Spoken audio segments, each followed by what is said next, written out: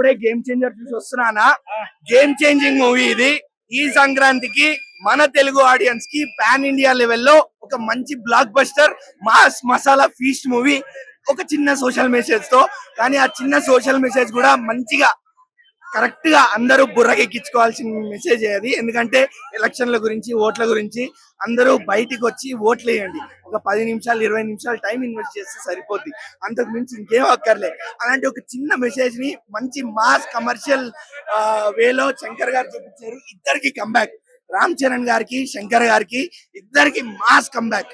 Acting విషయానికి వస్తే రామ్ చరణ్ గారు చాలా ఫ్రెష్ గా కనిపిస్తున్నారు.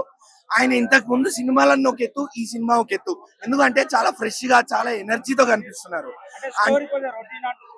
స్టోరీ రొటీన్ ఉన్నా కానీ అన్న, ఇప్పుడు చాలా సినిమాలు వచ్చాయి, స్టోరీ ఒకటేలా ఉంటది. కానీ మనకి తీసిన పద్ధతి, screen play, taking, DOP, editing, అక్కడ పడ్డ సౌండ్ మిక్సింగ్, ఇదంతా ఇంపార్టెంట్ ఉండింది. సో ఇక్కడ డిఓపి, తమన్ గారు, సౌండ్ మిక్సింగ్, ఎడిటింగ్, తీసిన ఫ్రేమ్స్, అలానే యూజ్ చేసుకున్న రిఫరెన్సెస్, మెయిన్ గా రియల్ లైఫ్ లో జరిగిన రిఫరెన్సెస్ అన్ని పెట్టుకున్నారు. ఏపీ ఎలక్షన్స్ గురించి మాట్లాడుతున్నా, అన్ని రిఫరెన్సెస్ ఉన్నాయి. హైలైట్స్ అంటే seize the ship. Appanna character కి ఎంతైతే హైప్ ఇచ్చారో రామ్ చరణ్ గారు న్యాయం చేశారు ఆ క్యారెక్టర్ కి. Through out the movie Appanna గారి క్యారెక్టర్ లో అంటే ఒక అమాయకత్వం. 9.8 అయితే ఇవ్వచ్చు బ్రో సినిమాని. నేను రామ్ చరణ్ అన్నకి పెద్ద ఫ్యాన్ ని. నైట్ అసలుకి విజయవాడ వెళ్ళి చూడాల్సిన సినిమా, కానీ ఇక్కడ చూసినందుకు ఫస్ట్ షో చూడాలన్న టార్గెట్, కానీ సార్ మిస్ అయిపోయినట్టు అనిపించింది.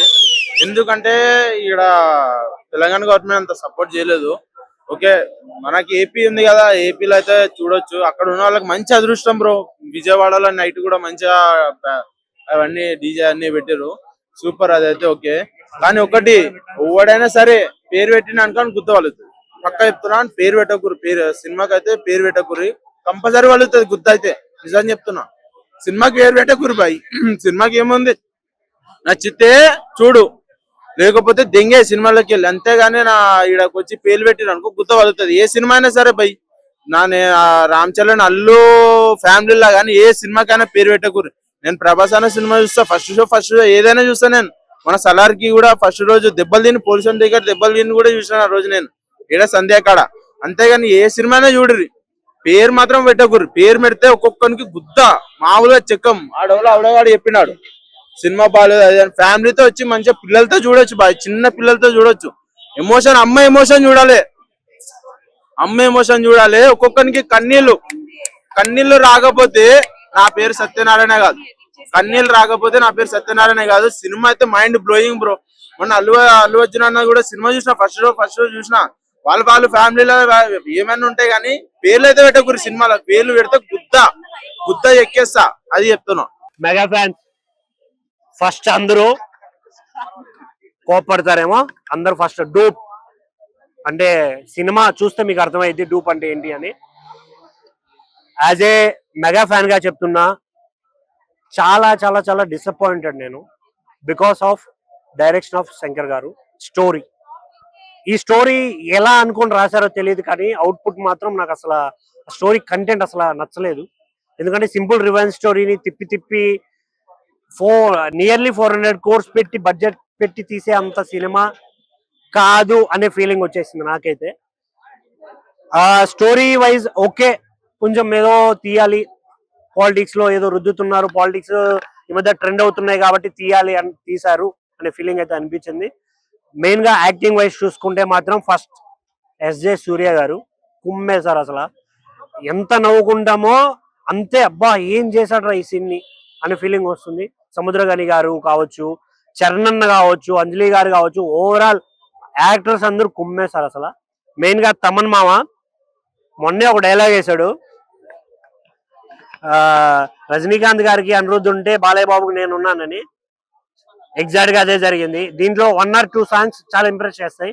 రిమైనింగ్ థింగ్స్ ఏంటంటే పెద్దగా అనిపించదు అసలు. బీజిఎంస్ కానీ కొన్ని చోట్ల అయితే చాలా బాగా అనిపిస్తుంది, కానీ ఓవరాల్ గా బీజిఎం కూడా సినిమా నిలబెడుతుంది అనే ఒక ఇది ఉంది. సో అది కూడా అక్కడ వర్కౌట్ కాలేదు. ప్రొడక్షన్ అయితే చాలా అంటే చాలా బాగా అనిపిస్తుంది. సాంగ్స్ లో ఉన్న లొకేషన్స్ కావచ్చు, ఇంకా వగేరా అన్ని మాత్రం వేరే లెవెల్ అనిపిస్తుంది. ఓవరాల్ గా సినిమా చూసుకున్నట్టయితే నాకైతే ఏదో పండగ కాబట్టి వెళ్ళొచ్చి వెళ్ళి సినిమా చూడొచ్చు, అది కూడా చరణ్ అన్న కోసం అనే ఫీలింగ్ అయితే వచ్చింది. ఓవరాల్ గా యావరేజ్ సినిమా అయితే. థియేటర్కి వెళ్ళండి, ప్రతి సినిమాని చూడండి, ఎందుకంటే అందరం టాలీవుడ్ బానిసలం కాబట్టి. And one more advance happy Sankranti. Thank you. లేడు అని చెప్పి నిరూపించాడు ఈ సినిమాలో. కరెక్ట్ గా నువ్వు గవర్నమెంట్ ఎంప్లాయ్ కరెక్ట్ గా తను వర్క్ చేస్తే ఎవడు ఏమీ పీకలేడు అని చూపించాడు.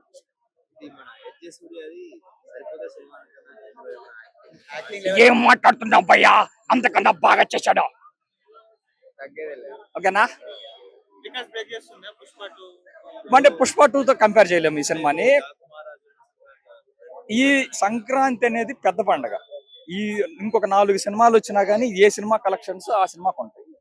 వస్తున్నాయి 3 సినిమాలే కదా, సంక్రాంతికి వస్తున్నాము, డాకు మహారాజు, గేమ్ చేంజర్, ఈ 3 సినిమాలే వస్తున్నాయి. ఈ 3 షేర్ చేసుకుంటారు ఉన్న మార్కెట్ మొత్తం.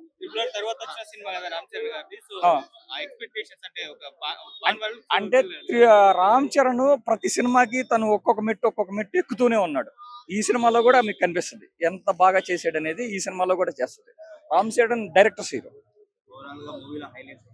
మూవీలో హైలైట్ ఏంటంటే అదే, ఇప్పుడు ఒకే ఒక్కళ్ళు కలెక్టర్ ఏ విధంగా ఉంటే ఒకే ఒక్కళ్ళు కలెక్టర్ కాదు, ఒకే ఒక్కళ్ళు ఒక రోజు ముఖ్యమంత్రి చేస్తే ఏ విధంగా కరప్షన్ ఆపచ్చో చూపించాడు కదా. ఒక ఎలక్ట్రికల్ అంటే ఒక కలెక్టర్ ఒక ఎలక్ట్రికల్ అధికారి అయితే ఆ అధికారికి కరెక్ట్ గా తన గవర్నమెంట్ విధులు సక్రమంగా చేస్తే ఏ విధంగా ఉంటుంది అనేది ఈ సినిమాలో చూపించారు. ఇప్పుడు గేమ్ చేంజర్ సినిమా చూడడం జరిగింది. సినిమా మాత్రం వేరే లెవెల్ అనిపించింది.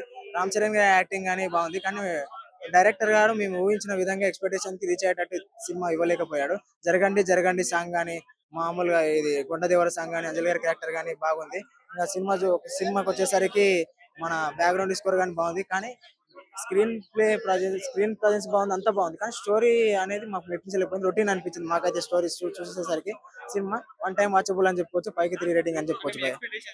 ఎక్స్పెక్టేషన్ రీచ్ అవ్వాలి. ఒక ఫ్యాన్ బాయ్ గా టాలీవుడ్ ఫస్ట్ ఫిలిం శంకర్ గారి పై మూవీ అంటే ఎలా ఉండాలి, ఒక అందని విధంగా ఉండాలి సినిమా. అంత లేదు సినిమా అని చెప్పుకుంటాం. మిస్టేక్ అంటే స్టోరీ రొటీన్ ఉంది. ఇంకా సాంగ్స్ ఒక 2 సాంగ్స్ బాగున్నాయి. హీరో గారి యాక్టింగ్ అయితే బాగుంది, కానీ మా పాత డైరెక్టర్ శంకర్ గారి డైరెక్షన్ ఈ సినిమాలో లేదు. నిజం చెప్పుకోవాలంటే మళ్ళీ కంబ్యాక్ రావాలి శంకర్ గారు అని చెప్పుకోవచ్చు. మూవీ ఎక్స్జే సూర్య గారు సరిపోదా శనివారం తర్వాత మాస్ పీక్స్ పర్ఫార్మెన్స్ అని కూడా చెప్పుకోవచ్చు భయ, వేరే లెవెల్ అని చెప్పుకోవచ్చు. ఒక టెక్నాలజీ కొత్తది రావాలంటే ఫస్ట్ ఖర్చు పెడితేనే అవుతుంది అనమాట. లాస్ట్ టైం జీన్స్ లో కానీ ఒకే ఒక్కల్లో కానీ ఈ సాంగ్స్ కానీ ఏంటంటే చాలా హై బడ్జెట్ తో తీసినప్పుడు అందరూ ఎగదాలు చేశారు, కానీ అది నిదానంగా ఇంపాక్ట్ అనేది చూపించింది అనమాట. ఈ సినిమాలో సాంగ్స్ కానీ అలాగే చూపిస్తుంది బ్రో. అడుగుతారా? ఎక్స్పెక్టేషన్ కి డబుల్ రీచ్ అయింది బ్రో. టార్గెట్ ఒకటి పెట్టుకుంటే టార్గెట్ దాటైపోయి సెకండ్ టార్గెట్ కానీ రీచ్ అయిపోయింది. ఇదేంటంటే మంచి సోషల్ మెసేజ్ ఉన్న సినిమా ఇది. మనకేం ఐటమ్ సాంగ్లు, ఎక్స్పోజింగ్లు, ఎలివేషన్లు అటువంటి సినిమాలు కాదు మనకు కావాల్సింది. ఇప్పుడున్న జనరేషన్ లో ఏంటంటే కొంచెం సోషల్ మెసేజ్ ఉండే సినిమా కావాలన్నారు. ఈ సినిమాలో అదే చూపించారు. లాస్ట్ లో ఒకే ఒక డైలాగ్ చెప్తారు, ఇండియాలో పుట్టిన ప్రతి ఒక్కడు ఓటేయండి, ఓట్లు వేయడం వల్ల భారతదేశం మారుతుందని చెప్పాడు అనమాట. ఆ డైలాగ్ అయితే చాలా కనెక్ట్ అయింది. పీక్స్ బ్రో, అసలు పీక్స్ అంటే పీక్స్. ఎస్జే సూర్య అసలు ఆ వాయిస్, ఆ గుండు కొట్టే సీన్ ఒకటి ఉంటది దాంట్లో అయితే అసలుకి మెంటల్ వస్తుంది బ్రో. తమిళోడు ఏంది తెలుగులో ఈ విధంగా డైలాగులు చెప్తున్నట్టు అనిపించింది అనమాట. మన పవన్ కళ్యాణ్ గారు కానీ చెప్పారు, ఖుషి సినిమా అప్పుడే చెప్పాడు, నాకు యాక్టర్ అవడమే ఇష్టం డైరెక్టర్ కన్నా. 100కి 300% న్యాయం చేశాడు బ్రో ఎస్జే సూర్య అయితే. హైలైట్ బ్రహ్మానందం ఇంకొంచెం ముందుంటే బాగుండి అనిపించింది. ఉన్న ఒక్క నిమిషమే అయినా కానీ హ్యాపీగా అనిపించింది. ఇంకొక 2-3 మినిట్స్ కానీ కంటిన్యూ అయ్యింటే ఇంకా సూపర్ అనిపించు బ్రో. రేటింగ్ ఏం లేదనా, ఈ సంక్రాంతి మందే, రామ్ చరణ్ గేమ్ చేంజర్ అంతే. ఇంకా ఎన్ని కోట్లు అంటానా, నేను ఒకటే చెప్తా ఉన్నాను, ఇది నిదానంగా 500+ అన్న, 500+. ఎందుకంటే రేపు వరుసగా 2 సినిమాలు ఉన్నాయి, మళ్ళీ డాకు ఉంది, మళ్ళీ సంక్రాంతికి వస్తున్నాము. ఏంటంటే కాంపిటీషన్ లో వచ్చిగా నీ మూవీ 500 crores+ పక్కా కొడుతుంది. దిల్ రాజు గారు హ్యాపీగా నిద్రపోవచ్చు, దుప్పటి కప్పుకొని చలికి డబ్బులు వచ్చేస్తాయి అంతే. Thank you.